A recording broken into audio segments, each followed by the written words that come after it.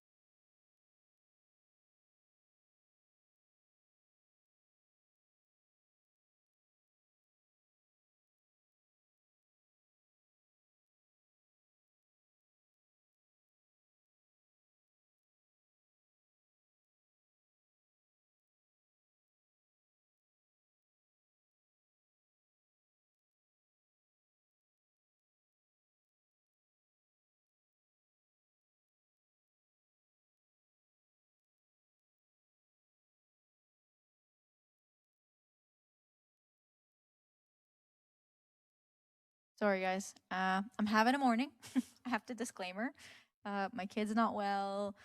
We were literally on our way to church this morning, and me and my husband's brother play this game of how far can you go on the fewest amount of gas.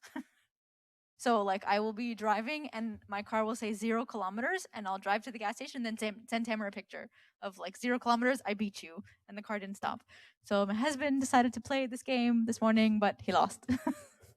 So we were literally just on the ramp waiting for CAA to come and put gas in our tank, and Toby was losing his mind, and we kind of like slid in right for the end of communion, and then we got home and Toby's a wreck. He has a fever. We have no idea what's going on. So I'm a little frazzled.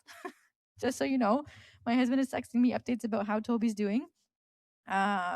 So bear with me today, okay? I'm a little like all over the place. All right. So today is part 2 of the series that we started last week. So last week we talked about the overarching theme, which is the armor of God. We went through the entire verse. Every week we're going to talk about 2 different characteristics that are outlined in the verse about the armor of God. This is the theme verse that we're operating under. So last week we talked about girding your waist with truth and having put on the breastplate of righteousness. So today we are going to talk about the gospel of peace and the shield of faith. Like I said, I'm super frazzled this morning. I'm like all over the place. So if I'm speaking heresy or something does not make sense or it's gibberish, just stop me. This is the first time that I'm gonna try and give a talk with a mask on. I don't want the church to get in trouble, so I'm going to keep it on. I really wish I didn't have to, okay? But I'm going to probably start overheating at some point, so it's just going to be a mess, but we're in this together, so it's okay. All right? So, having shod your feet with the preparation of the gospel of peace. So, for those of us that weren't here last week, okay, when we talked about this series, we preface with the fact that we need to suit up because we are in constant battle. And the reason why this verse is so important and this verse is so critical to like survival, okay, is because we have to acknowledge what we're up against. And we're not up against, Joe Schmo. We're up against principalities and the rulers of darkness and things that are bigger than us and stronger than us and smarter than us and more manipulative than us and more ruthless than us. So this armor is all we have to stand against them. It's all we have. Okay. And part of their strategy against us is to make us forget the magnitude of what we're up against, because then you've lost the battle. And so we need to suit up because of the magnitude of what we're up against. We're not asked to fight, okay? We're asked to stand. But even that act of standing is too much for us because they are and we are not very much, okay? So we talked about the need to suit up and what that means and why that's necessary. And then we talked about the first 2 pieces of armor, which were girding your waist with truth and the breastplate of righteousness. So we're going to just pick up where we left off, okay? So where we left off is we're in the middle of spiritual warfare. We're in the middle of a battle all the time. We've now girded our waist with truth. We've anchored ourselves in truth and put on the breastplate of righteousness. The breastplate of righteousness is like the overarching, it's going to touch every part of your life, okay? And now we get to having shod your feet with the preparation of the gospel of peace. This verse, sorry. Like getting like sweaty, like anyways. This verse always jars me a little bit because you're reading this and you're in the middle of warfare, right? Like you're picturing a soldier, and the soldier, the way I picture this verse is a soldier's arming himself with each element of armor as you're talking, right? And then all of a sudden, you start talking about the gospel of peace. And when you're in the middle of warfare, you're in the middle of battle, you're not thinking about peace. You're thinking about survival. You're thinking about like offense and defense and strategy and like how to protect yourself and how to kill the person in front of you. Like that's warfare, right? But here all of a sudden we talk about peace. And it seems strange, but it isn't. Because if you think about it, what is the goal of every type of warfare? Is peace, right? And the war happens because of the absence of peace, but the goal of the war is to strive for peace. No war is ever targeted at continuous warfare, right? Everybody's always pushing towards an end in sight, and that end in sight is peace, right? And so it's not odd that all of a sudden this brings up the gospel of peace, because the aim of our war against like these principalities and these authorities and the whatever is the peace that God holds out, is being able to hold on to that peace and being able to cling to that peace in the midst of that warfare. Like that peace is like the eventual goal, right? Does that make sense? Anyways, we're going to keep going with that. It's going to get clearer after the next little bit. So, the gospel of peace is what you shod your feet with, right? So having shod your feet with the preparation of the gospel of peace. So let's just talk about the analogy of the armor for a second, okay? When you think about this part of the armor, it probably seems like the least protective part of their armor, right? Because we picture the Roman soldiers, I always picture the Romans, and they have, we've already talked about the girdle or the belt of truth, okay? We talked about the breastplate of righteousness, which covers all of your vital organs, okay? And then we talk about your ship. Right? Like back then, they didn't have like combat boots and whatever. They literally had ship. Like all the time, I look at this and I'm like what? This is silly. Like they literally, I'm not allowed to go to work currently. Okay, tomorrow when I go to work, I'm not allowed to go to work in flip flops because in my job, which is not warfare, depending on the day, is not protective enough. Okay, but this is what they went to war in. Is this ship, right? So it looks like the least protective part of their armor, but still very necessary. Why? Okay? Think about the alternative. The alternative is going to war barefoot.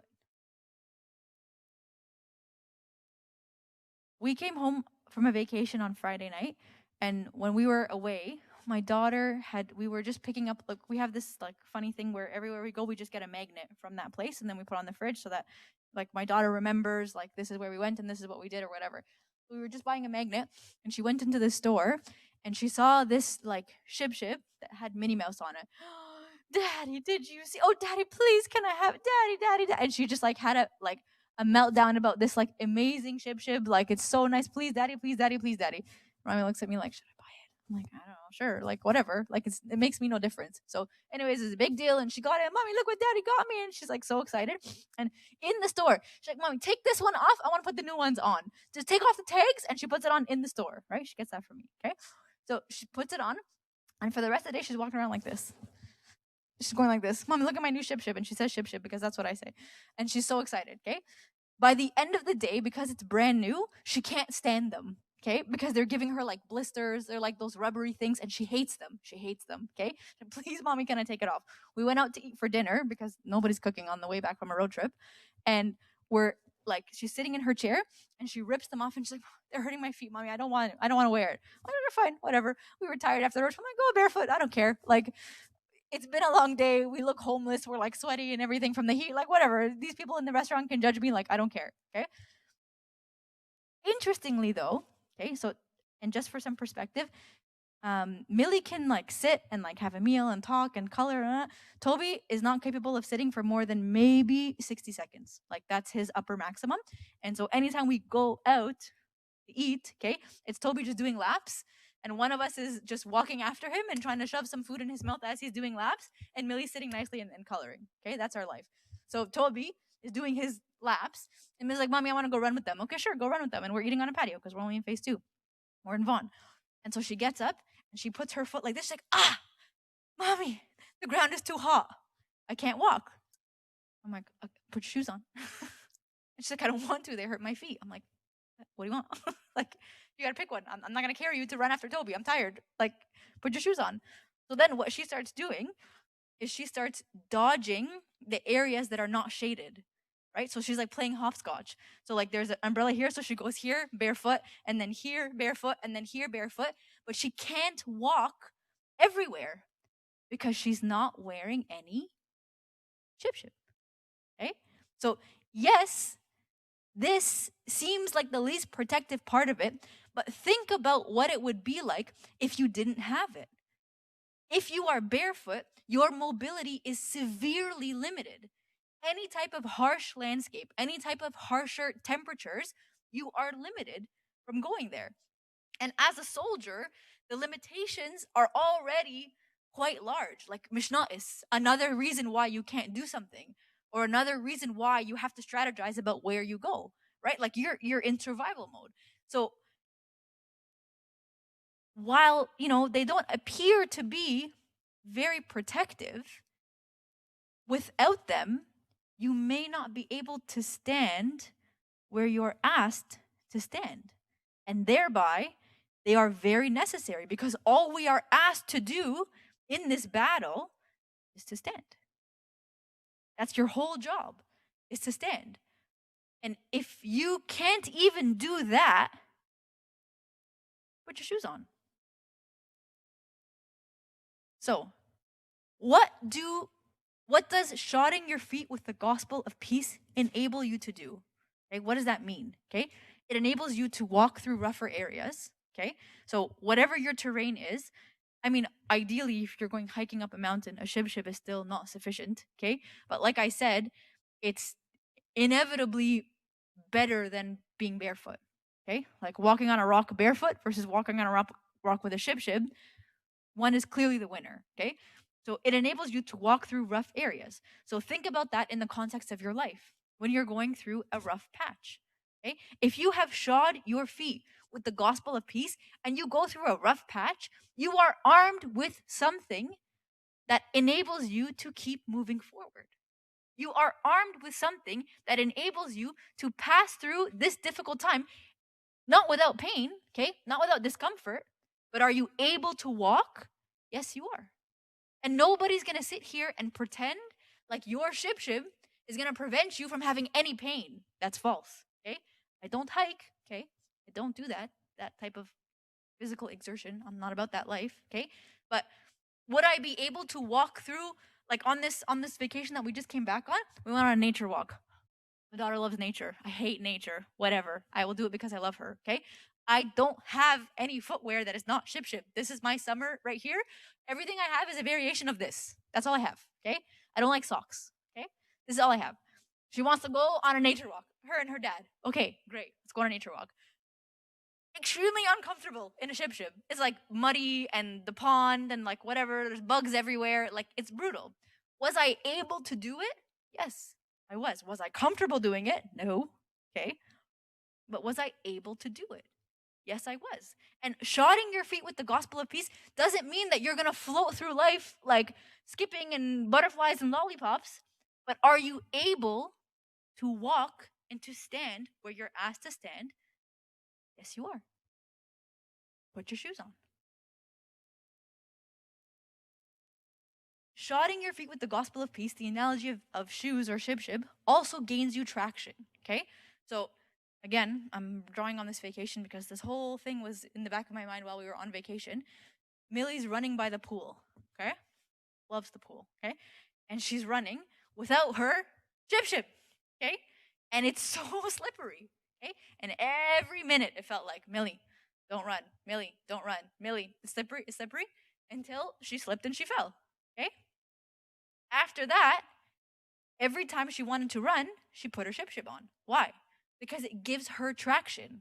Okay? She's less likely to slip in a puddle of water if she's running on like slippery cobblestones with her feet than if she's wearing her rubber grip on the bottom ship. It's the same thing. Shodding your feet with the gospel of peace gives you traction. It anchors you in a foundation. It anchors you in truth. It decreases the likelihood that you will slip. It doesn't prevent it, okay? It doesn't prevent it. Millie could absolutely still slip if she's wearing her ship, okay? But does it decrease the likelihood? Because you are grounded, because you have traction, you're anchored in what you know to be true? It does. Put your shoes on. The last one here is, I think, the most important one, okay? In the context of a soldier, in the context of battle, not having any shoes on limits where you can go and where you can stand, okay? As opposed to wearing your shoes gives you the ability to go anywhere at any time, okay? And some translations of this verse talk about the preparation of the gospel of peace. Some talk about them as the readiness of the gospel of peace, okay? I don't often pick and choose between translations. I like to kind of stick to one, but this is an example of where the word readiness gives me a better handle on the spirit of this verse, okay? The word readiness implies that you are constantly vigilant, okay?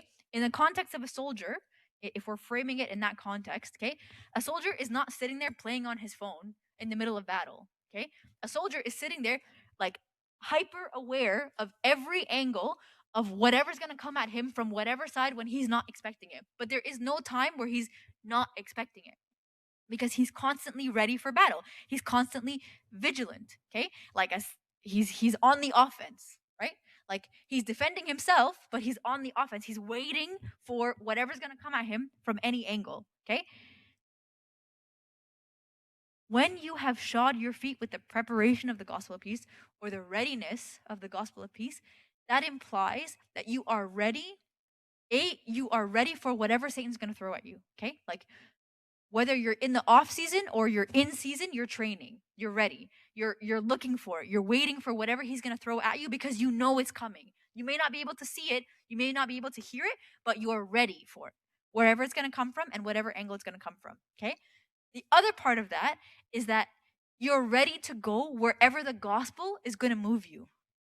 You're ready to go wherever the gospel is pushing you to go. And if you remind yourself of the time that this was written, which is like the time of St. Paul and like the real like ministry and outreach and acts and like moving with the gospel, this to me is probably the most important part, is that you are ready to take the gospel wherever he's asked you to take it. Like you're ready to move with the gospel wherever you're being asked to take it. And part of the reason why that arms you for battle is because I can tell you without a shadow of a doubt that I don't serve for you people. Sorry, I like you all. You're quite nice, okay? But anytime I serve in any capacity, it's 100% about me. I always get 10 billion times more out of service than I can ever give to anybody. I don't actually care what you get out of it or what you don't get out of it. This is about me. Sorry. No offense. Okay? But that's what this is. Because the best way to anchor myself in the faith, the best way to believe what I'm like, to believe in him and to believe in what he's told me, is to talk about it, is to remind yourself, is to sit there and go through it. And maybe I have to go through it for the purposes of something like this, because maybe I need a prompt. But am I going through it? Am I digging deep into it? Yes, I am. And that's why in service, I get 100 times more out of it than anybody ever will. And the reality is I don't concern myself with what you're going to get out of it. It's all about me.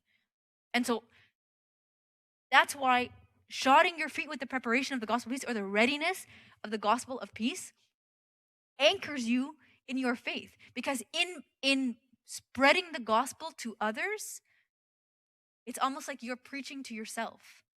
You're strengthening your own faith by equipping yourself to do that in the world. That makes sense? Okay. All right.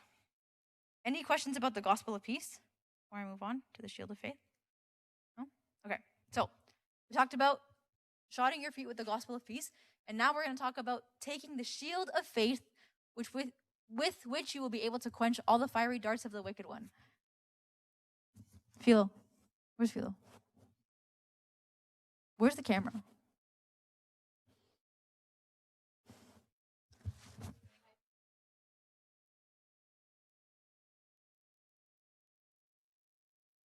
I just need a minute.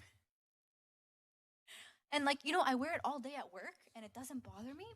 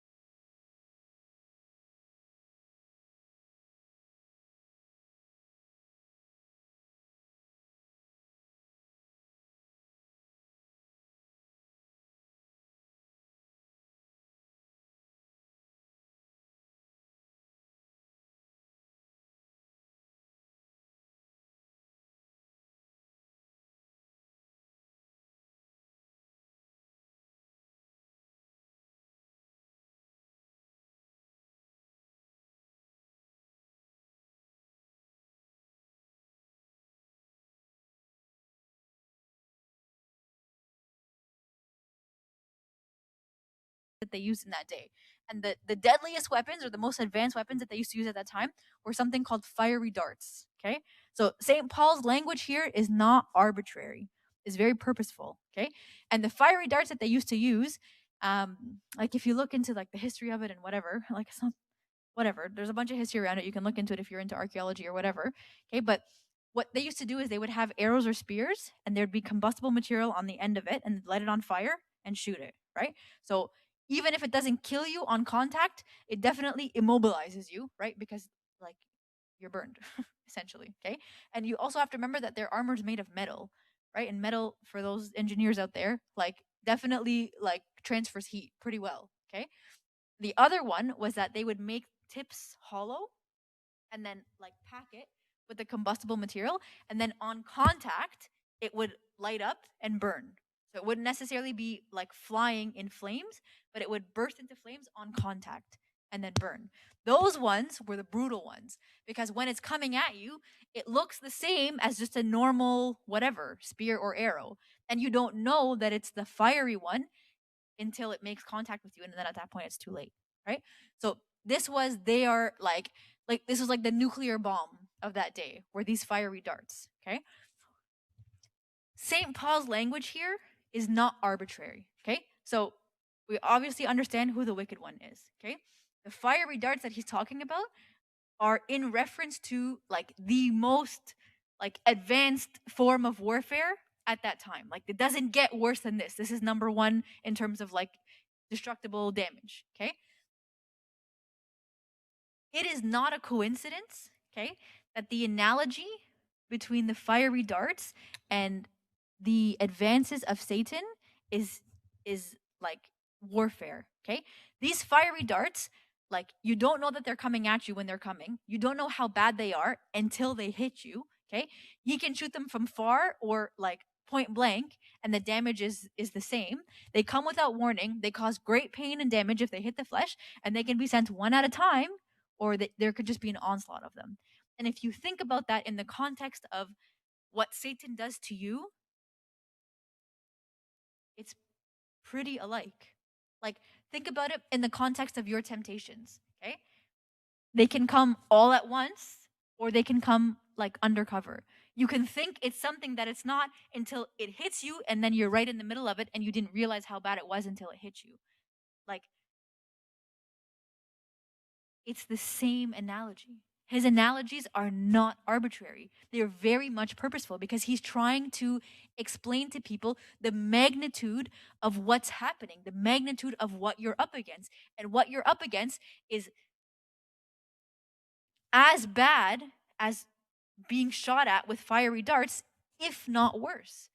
It's as bad as something coming at you that looks like it's not a fiery dart, but then burns you as soon as it touches your skin. Because that's the way he works. That is how Satan works. He comes like undercover, like he doesn't want you to know what his offensive line is, because the element of surprise will more likely make you fall than the alternative, right? And one of the only lines of defense that you have is the armor that God has equipped you with. And the first line of defense is the shield of faith. The fiery dart only has the capacity to burn you if it first gets past the shield of faith that they used to crouch behind, right? And more than just like fending off the fiery darts, his language here is very specific, and you'll be able to quench all the fiery darts of the wicked ones. So you're not just deflecting them, okay? And think about the usage of that word. Like think about the linguistics behind that word. You're not deflecting darts. You're quenching fiery darts. The imagery behind that is that you're taking a fiery dart and you're dunking it in water, thereby rendering it useless, right? And he's saying that you're not just deflecting them, that you can quench the fiery darts. You can cause the darts to lose their advantage, lose their anything, lose their purpose even, because you can quench them. And on top of that, it's not just quench some of the fiery darts, it's quench all of the fiery darts. Like the language that he uses here is very ambitious language. You're not deflecting, you're quenching, and you're not quenching some of them, you're quenching all of them. I currently don't know anybody who has been able to quench all fiery darts. Like, who every single thing that Satan throws at them, it just bounces right off of them. I don't know anybody like that. I'd love to be that person. I'd love to be the first. Okay? I'm currently not, but I don't know anybody like that. But do we have that capacity? It appears that we do. But how? How do I quench all of the fiery darts? So, it says, taking the shield of faith with which you will be able to quench all the fiery darts of the wicked one. So essentially the solution to this problem is take the shield of faith. What is that? Give me that. I need that. What is it? Okay? So if you look at the term shield of faith, okay? I was trying to figure out what is that? Like, okay, it's very nice imagery and it's a very nice analogy, but what is that actually? Okay? If you look in the Bible, this term of shield is a very common term. It pops up everywhere. Old Testament, New Testament, it's all over the place. The first reference that I could find was Genesis 15:1, where God is telling Abram, "Do not be afraid, I am your shield." So that verse implies that God is the shield, right? We're just gonna get in trouble. Psalm 91, he will cover you with his feathers, and under his wings you will find refuge. His faithfulness will be your shield, okay? And then in Proverbs, every word of God is flawless. He is a shield to those who take refuge in him. So the shield of faith, if we were to take these verses, is then God, right? Does everybody see that association? Yeah? So if God is our shield, and if God is the door that we're hiding behind, then theoretically, nothing should be able to get past that door, right? But it does. Why? Like, we've taken these verses to mean that God is our shield. Okay? Even before we had this talk, I don't have to tell you that God is impenetrable. God is indestructible. God is everything. I don't have to tell you that. Okay? So if God is our shield, and he's given us himself as a shield to crouch behind, and if we crouch behind that shield, we'll quench all of the fiery darts that are shot at us. Why do we still fail?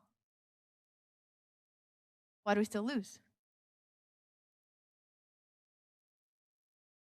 Don't drop the shield. Like, I know it sounds simple. It's as simple as me telling Millie to just put your shoes on, like, but don't drop the shield.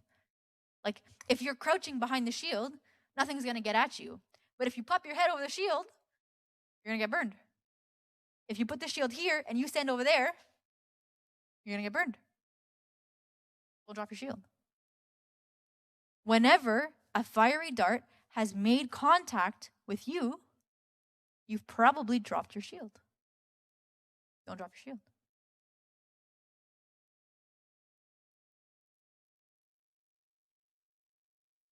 We know, as members of the Orthodox Church, okay, that our goal is a combination of faith and works, okay? And I don't want to get into the debate about faith versus works and whatever. That's like way too dramatic for me, okay? But we believe in a combination of faith and works, okay? Absolutely. I can tell you from my perspective, okay? And this is somebody like my whole life I've been very focused on service, right? Like I'm a doer. I'm like an application person, okay? And I've been serving from a very young age. And my whole focus growing up was works, okay? And the shield that I hid behind was works, okay? If I'm a good Christian, then I do X. And if I'm a good person, then I do X. And if I love God, then I will do X. And it was all about what I do. It only happened later in life that it became about what I believe, okay? Because I took what I believe for granted without digging too deeply into it. And sometimes I feel like part of the reason why I got burned younger is because I tried to crouch behind a man-made shield of works rather than a God-given shield of faith. Okay? My works, while like a manifestation of what I believe or a representation of what I believe, are not enough. They're not enough. There has to be more than just works. It cannot be works alone. And part of what makes those works superficial sometimes is the lack of depth in what your faith is and in what you believe. And I promise you, you can go and ask my 3-year-old daughter, do you believe? And she'll tell you, yes, she believes. Okay? But it's only when you dig deep that you find out what you don't believe. Okay? Like what you've taken for granted that you believe. What you've just accepted as part of the package deal that you believe, but when you dig deeper and when you're faced with it in the middle of a circumstance, then you realize, actually, I'm not sure if I believe that. And those are the parts, those are the times where you realize that you've dropped your shield because you haven't pursued the depths of your faith as deeply and as comprehensively as you need to in order to be able to stand and to crouch behind that shield of faith that he's given you. So like take it from somebody like me who's been burned by crouching behind her own man-made shield of works. It's not enough. It's not. So what am I asking? Okay? Stop talking like in metaphors. What am I actually asking? Okay? How do you take up the shield of faith? How do you like figure out if your faith is where it needs to be in order for you to cling to that as your armor? Okay? You cannot live by faith if you don't know what he's asked of you. Okay? Like surface level. Okay? You cannot live by faith if you don't know what the faith entails. If you don't know what he said about the faith, you cannot live by faith. You're not living by faith. Okay? If you haven't read, if you haven't pursued, if you haven't studied, if you haven't like delved deeply into what he's asked you to do to live by faith, you're not living by faith. You don't know it. Okay? And like there's a whole movement right now about like, you know, further study and theology and all that stuff. And like, I can tell you, I'm not one of those people. Okay. I'm not enrolled in a clerical school online somewhere. Like, that's not me. Okay. But do I appreciate the necessity of studying your faith to the best of your ability? I do. I do. Because you can't know what you believe until you understand what that means. Oh, yay. I love when people get married in a pandemic. It's so great. You cannot really believe. Should I do it too? Can they hear me? You cannot really believe if you don't understand the faith. You cannot claim to believe if you haven't tried to understand what you believe in.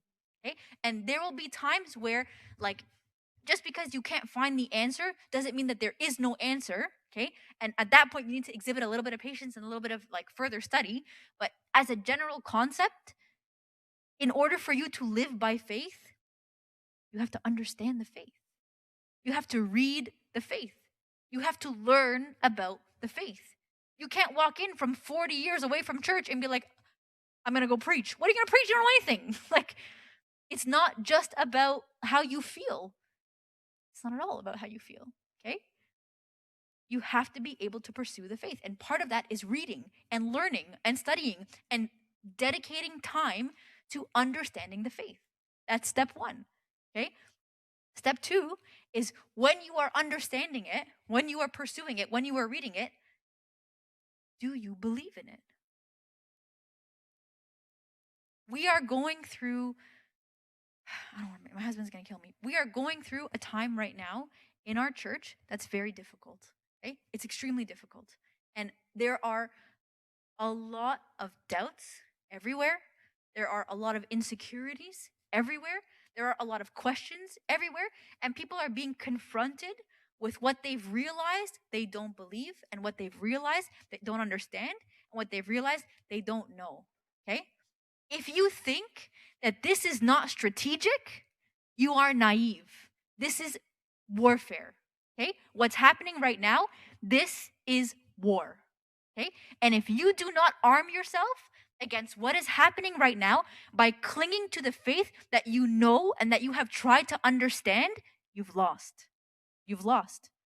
If there is no shield of faith for you to crouch behind, you will not be avoiding any darts. And I can tell you right now, based on what's happening everywhere, these fiery darts are coming fast and furious. I never seen a fire like this one before. Okay? Was born and raised in the church. I have never, ever in my life left the church, doubted the church. There's Coptic in my blood. Okay? Like, I am your poster child of like born and bred Coptic. I've never seen fiery darts like this one in my life. I've never seen it. If you do not have a shield of faith that you understand and that you believe in, you do not stand a chance. So what do you believe? And more importantly, what don't you believe? What are the doubts in the depths of your heart? What are the deepest, darkest things that you don't like to talk about because those are the things that you don't believe? Because I guarantee you, in the next few months, those are the things that are going to come out with all this mess that's happening everywhere. If you do not understand your faith and accept what you know to be true, you do not have a shield of faith to crouch behind. And the last thing, okay, I talked about like faith versus works. Are you acting on what you believe to be true? Okay? Do your actions reflect what you have told yourself you believe? Okay? Do I believe that God has my back? Do I believe that I stand in Him? I do? Then why am I petrified? How do my actions reflect what I believe? Do I believe in communion? Do I? How does my like fear of taking communion reflect what I believe? Okay? Do I believe in the necessity of communion for salvation? Then why am I not like stepping all over every obstacle in front of me to get my kids to take communion? Because if I believe that that's necessary for salvation and I want salvation for them, then it should follow that I will do absolutely anything necessary to get that communion into me and into my children. Do you believe? And do your actions reflect what you believe? Because there has to be consistency. Because if your actions don't, do you believe? And at the end of the day, that shield of faith you can only cling to if you believe in it.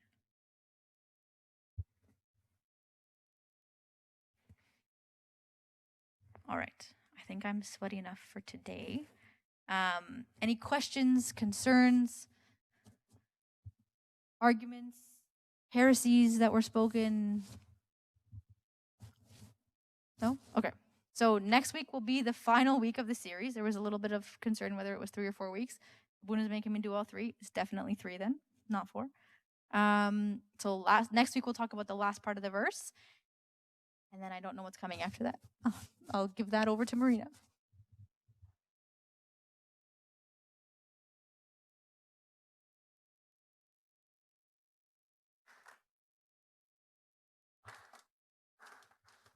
So I'm not entirely sure what's happening after next week, but we'll figure it out. And if you guys are on the mailing list, then we will update you and we'll let you know what's happening. Yes, suggestions, feedback, questions, just email us. Our email is onroute@smsv.ca. What is it, Sarah? Yeah, any series ideas, anything that we can we can make use of the space during this time, even if it's like a little socially distant social gathering, that kind of thing, we can do that too. So yeah, just email us. It's onroute@smsv.ca. If you're not on the mailing list, also email us and I'll add you on the mailing list. It's just one email per week and you get just our updates and how to register and how to check in and all that kind of thing, just to make sure that everyone here is safe. But yeah, I think that's all I have for this week. Yeah.